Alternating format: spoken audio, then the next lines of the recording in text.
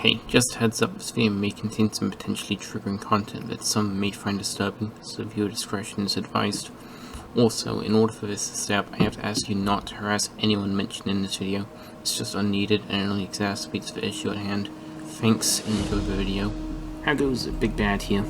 The other day I released a video going over the allegations made against Major Arlene. I would recommend watching that video first, but the TLDR is this. Major Arlene used information taken from Kiwi Farms to harass and exile a trans dude modder named JMATV. I also touched briefly on another dude modder named Bridgeburner who Major Arlene was friends with. Bridgeburner also has a track record of anti-LGBTQ activity. He banned me from his Twitch channel because I identify as asexual and I said I wasn't comfortable with the sexually charged comments he and his friends were making in the Zentra and the lobby he was hosting. He also abused his mob house and can be banned from the entryway Discord server even though I haven't posted there in months. He's also been sending employees from his company Hellforge Studios to stalk me.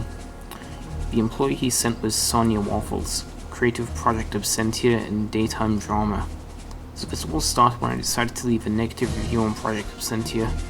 I wasn't being vitriolic in my review at all I did was express my disappointment with Hellforge's recent decisions.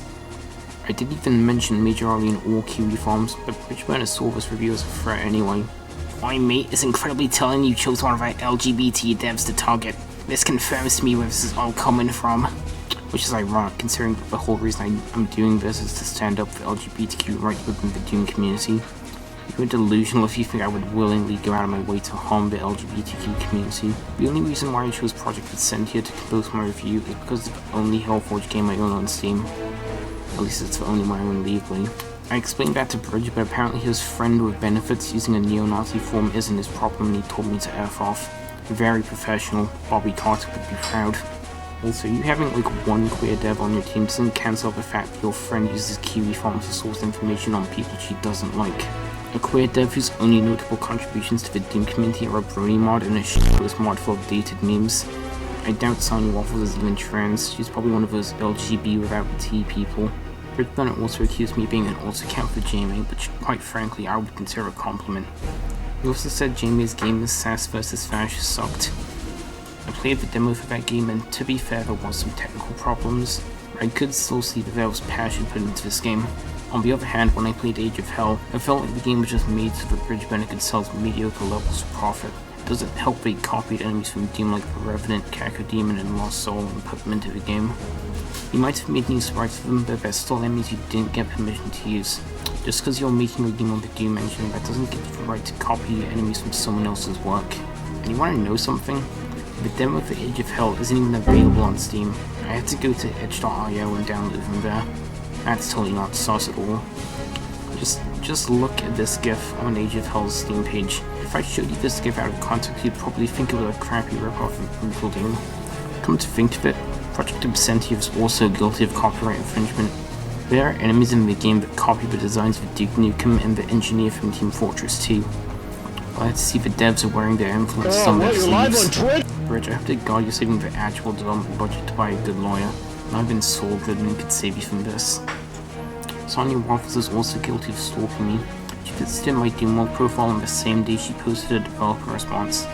That's literally the same level for Hatsup too. Honestly, you guys are worse than him. At least Fad was honest about his frothing bigotry.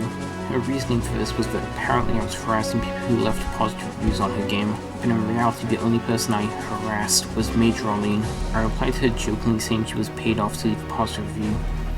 Because if you're playing a game published by someone you're in bed with every other night, obviously you're going to be more lenient with your criticism. I gotta ask, do you guys always freak out like this when someone criticizes your work? You guys honestly remind me of the time Phil Fish cancelled Fez 2 because he got into an argument on Twitter. If Bridge and Sonia are going to side with a big on this, I don't see any reason to support either of their games financially.